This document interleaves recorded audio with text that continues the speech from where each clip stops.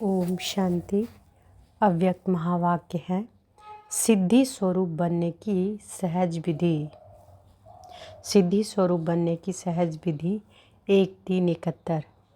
सभी मास्टर त्रिकालदर्शी बने हो। त्रिकालदर्शी बनने से कोई भी कार्य असफल नहीं होता। कोई भी कार्य करने के पहले मास्टर त्रिकालदर्शी की स्थिति में स्थित होकर कार्य के आदि मध्य अंत को जानकर कर्तव्य करने से सदैव सफलता मिलेगी, अर्थात सफलता मूर्त बन जाएंगे, वह संपूर्ण मूर्त बन जाएंगे। अभी जो गायन है कि योगियों को रिद्धि सिद्धि प्राप्त होती है, वह कौन सी सिद्धि? संकल्प की सिद्धि और कर्तव्य की विधि। यह दोनों ही होने से जन्म सिद्ध अधिकार सहज ही पा लेते हो। संकल्प की सिद्धि कैसे आएगी मालूम है? संकल्पों की सिद्धि ना होने का कारण क्या है? क्योंकि अभी संकल्प व्यर्थ बहुत चलते हैं। व्यर्थ संकल्प मिक्स होने से समर्थ नहीं बन सकते हो। जो संकल्प रचते हो उसकी सिद्धि नहीं होती है। व्यर्थ संकल्पों की सिद्धि तो हो नहीं सकती है ना। तो संकल्पों की सिद्धि प्राप्त करने के लिए मुख्य पुरुषार्थ यह है, व्यर्थ संकल्प न रच, समर्थ संकल्पों की रचना करो। समझा? रचना ज़्यादा रचते हो इसलिए पूरी पालना कर उन्हों को काम में लगाना, यह कर नहीं सकते हो। जैसे लौकिक रचना भी अगर अधिक रची जाती है तो उसको लायक नहीं बना सकते हैं। इस रीति से संकल्पों की जो स्थापना करते हो वह बहुत अधिक करते हो। संकल्पों की रचना जितनी कम उतनी पावरफुल होगी, जितनी रचना ज़्यादा उतनी ही शक्तिहीन रचना होती है। तो संकल्पों की सिद्धि प्राप्त करने के लिए पुरुषार्थ करना पड़े। व्यर्थ रचना बंद करो, नहीं तो आजकल व्यर्थ रचना कर उसकी पालना के समय बहुत वेस्ट करते हो, तो संकल्पों की सिद्धि और कर्मों की सफलता कम होती है। तो बाबा क्या कह रहे हैं कि व्यर्थ रचना बंद करो, नहीं तो आजकल व्यर्थ रचना कर उसकी पालना में समय बहुत वेस्ट करते हैं, है ना। अगर व्यर्थ संकल्प करते हैं तो फिर उसकी पालना भी तो करते हैं। वही बाबा कह रहे हैं कि व्यर्थ रचना कर उसकी पालना में बहुत समय वेस्ट करते हो, तो संकल्पों की सिद्धि और कर्मों की सफलता कम होती है। कर्मों में सफलता की उक्ति है मास्टर त्रिकालदर्शी बनना। कर्म करने से पहले आदि मध्य और अंत को जानकर कर्म करो, ना कि कर्म करने के बाद अंत में परिणाम को देखकर फिर सोचो। इसलिए संपूर्ण बनने के लिए इन दो बातों का ध्यान देना पड़े। यह प्रवृत्ति वाला ग्रुप है, तो प्रवृत्ति में रहते इन दोनों बातों को ध्यान देने से सर्विसेबल बन सकेंगे। सर्विस सिर्फ मुख से नहीं होती, लेकिन श्रेष्ठ कर्मों द्वारा भी सर्विस कर सकते हो। यह जो ग्रुप आया है अपने को सर्विसेबल ग्रुप समझते हो। इस ग्रुप में जो अपने को सर्विसेबल समझते हैं वह हाथ उठाए। अब जिन्होंने सर्विसेबल में हाथ उठाया है वह सर्विस में समय निकाल कर मददगार बन सकते हो। बाबा कहते हैं कि जिन्होंने सर्विसेबल में हाथ उठाया वह सर्विस में समय निकालकर मददगार बन सकते हैं। माताओं की मदद में बहुत नाम वाला हो सकता है। जितने आए हैं उतने सभी हैंड सर्विस में मददगार बन जाएं तो बहुत जल्दी नाम वाला कर सकते हो, क्योंकि युगल मूरत बन चलने वाले हो। इसलिए ऐसे युगल सर्विस में अपना शो कर सकते हो। ऐसे कर्तव्य करके दिखाओ जो आपके कर्तव्य हर आत्मा को आपकी तरफ आकर्षण करे। माताओं का ग्रुप सो भी ऐसी माताएं जो कि युगल रूप में चल रही हैं, उनको समय निकालना सहज हो सकता है। अभी भी समय निकाल कर आई हो ना, अभी भी आपके पीछे प्रवृत्ति चल रही होगी ना। जैसे यह बात जरूरी समझकर बंधनों को हल्का कर पहुंच गई हो, ऐसे समय प्रति समय अपनी प्रवृत्ति के बंधनों को हल्का कर सर्विस में जितनी मददगार बनती जाएंगी उतनी ही यह हिसाब किताब जल्दी चुकता होगा।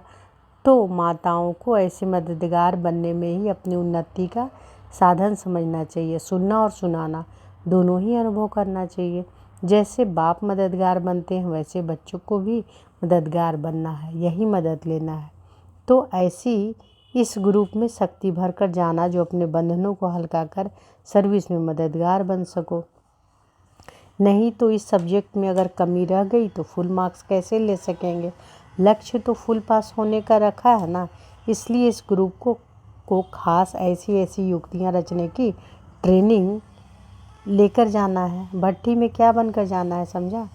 सर्विसेबल और मददगार। घर में रहते शक्ति स्वरूप की स्मृति सदैव रहने से कर्म बंधन विघ्न नहीं डालेंगे। घर में रहते शक्ति स्वरूप की स्मृति सदैव रहने से कर्म बंधन विघ्न नहीं डालेंगे। घर में रहती हो लेकिन शक्ति रूप की बजाय पवित्र प्रवृत्ति का भान ज़्यादा रहता है। प्रवृत्ति में रहते शक्तिपन की वृत्ति कम रहती है। इसलिए अब तक जो आवाज़ निकलता है कि कर्म बंधन है, क्या करे कैसे करे, कर्म बंधन काटे, यह आवाज़ इसलिए निकलता है क्योंकि शक्तिपन का अलंकार सदैव कायम नहीं रह पाता। तो अब इस भट्ठी में अपनी स्मृति और स्वरूप को बदल कर जाना। इसलिए दो बातें सदैव याद रखना, एक तो चेंज होना, दूसरा चैलेंज करना। शक्ति रूप में अपनी वृत्ति और स्वरूप को भी चेंज करना, और जितना जितना अपने को चेंज करते जाएंगे उतना औरों को चैलेंज कर सकेंगे। इसलिए यह दो बातें याद रखना। जब सुकर्म करते हो तो बाप का स्नेही स्वरूप सामने आता है, और अगर कोई विकर्म करते हो तो विकराल रूप सामने लाना चाहिए। आप लोग स्नेही तो हो ना। स्नेही सदैव सुकर्मी होते हैं, कोई भी ऐसा कर्म ना हो, यह सदैव स्मृति में रखना। क्योंकि आप सभी सृष्टि के स्टेज पर हीरो एक्टर्स हो, तो हीरो एक्टर्स पर सभी की निगाह होती है। इसलिए अपने को प्रवृत्ति में रहने वाली ना समझ, स्टेज पर हीरो एक्टर समझकर हर कर्म करती चलेंगी तो कोई भी ऐसा कर्म नहीं हो सकेगा। तो बाबा क्या कह रहे हैं कि यह सदैव स्मृति में रखना। स्नेही सदैव सुकर्मी होते हैं, कोई भी ऐसा कर्म ना हो, यह सदैव स्मृति में रखना। क्योंकि आप सभी सृष्टि के स्टेज पर हीरो एक्टर्स हो, तो हीरो एक्टर्स पर सभी की निगाह होती है। इसलिए अपने को प्रवृत्ति में रहने वाली ना समझ, स्टेज पर हीरो एक्टर समझकर हर कर्म करती चलेंगी तो कोई भी ऐसा कर्म नहीं हो सकेगा। तो अपने आप को क्या समझना है कि बाबा क्या कह रहे हैं कि अपने आप को ये नहीं समझना है कि प्रवृत्ति में रहने वाली, अपने को प्रवृत्ति में रहने वाली ना समझ, स्टेज पर हीरो एक्टर समझकर हर कर्म करती चलेंगी तो कोई भी ऐसा कर्म नहीं हो सकेगा। जैसे साइंस की परमाणु शक्ति आज क्या से क्या दिखा रही है, वैसे ही साइलेंस के शक्ति दल में आप प्रवृत्ति में रहने वाली प्रमाण हो। वह परमाणु शक्ति है और आप लोग सृष्टि के आगे एक प्रमाण हो। तो आप भी प्रमाण बनकर बहुत ही सर्विस कर सकती हो। माताओं की तो बहुत मांगनी है। माताओं के कारण कोने कोने में संदेश फैलाना अभी रहा हुआ है। कई आत्माओं का संदेश ना मिलने की जिम्मेवारी आप लोगों के ऊपर है। कई आत्माओं को संदेश ना मिलने की जिम्मेवारी आप लोगों के ऊपर है। इसलिए इस ग्रुप को ऐसा ही तैयार हो जाना है। यह ग्रुप समय प्रति समय सर्विस में मददगार बन सकता है, उम्मीदवार है। जैसे अधर कुमारों का ग्रुप भी बहुत उम्मीदवार ग्रुप था, ऐसे ही यह ग्रुप भी होवनहार मददगार है। लेकिन ऐसे मददगार बने, उसकी युक्ति भी है। लेकिन कैसे मददगार बने, उसकी युक्ति भी है, लेकिन शक्ति नहीं है। इसलिए अपने स्वरूप परिवर्तन का अपने टीचर से सर्टिफिकेट ले जाना। जैसे एक एक कुमारी 100 ब्राह्मणों में उत्तम गाई है, तो एक एक माता जगत माता है। कहाँ 100 ब्राह्मण, कहाँ सारा जगत। तो बाबा क्या कह रहे हैं कि जैसे एक एक कुमारी 100 ब्राह्मणों में उत्तम गाई है, तो एक एक माता जगत माता, कहाँ 100 ब्राह्मण, कहाँ सारा जगत। तो किसकी ऊंची महिमा हुई। एक एक माता जगत माता बनकर जगत की आत्माओं के ऊपर तरस, स्नेह और कल्याण की भावना रखो। इसलिए इस ग्रुप को एक वायदा करना है। वायदा करने की हिम्मत है। कौन सा भी वायदा हो कि सुनने के बाद हिम्मत रखेंगे। सुनने के पहले हिम्मत है या सुनने के बाद हिम्मत रखेंगे, क्या समझती हो। जो भी वायदा होगा उसकी हिम्मत है। अगर कोई कड़ा वायदा हो तो फिर सोचेंगी ना। हर एक को यह वायदा करना है कि समय प्रति समय मैं सर्विस में मददगार और साथ साथ शक्ति स्वरूप विघ्न विनाशक बनकर ही प्रवृत्ति में रहेंगी। सहज वायदा है ना।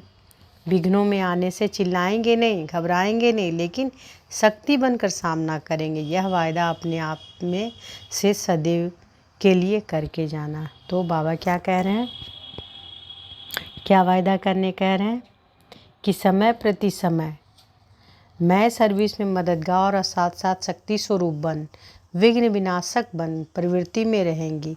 सहज वायदा है ना। विघ्नों में आने से चिल्लाएंगे नहीं, घबराएंगे नहीं, लेकिन शक्ति बनकर सामना करेंगे। यह वायदा अपने आप से सदैव के लिए करके जाना।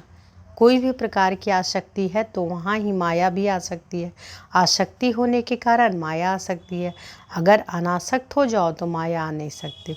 जब आसक्ति खत्म हो जाती है तब शक्ति स्वरूप बन सकते हो। अपनी देह में व संबंधों में, कोई भी पदार्थों में, कहाँ भी अगर आसक्ति है तो माया भी आ सकती है और शक्ति नहीं बन सकते।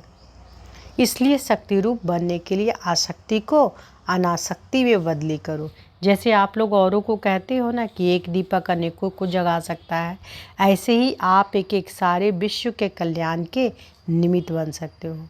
तो बाबा कितनी बड़ी बात कह रहे हैं कि ऐसे ही आप एक एक सारे विश्व के कल्याण के निमित्त बन सकते हो।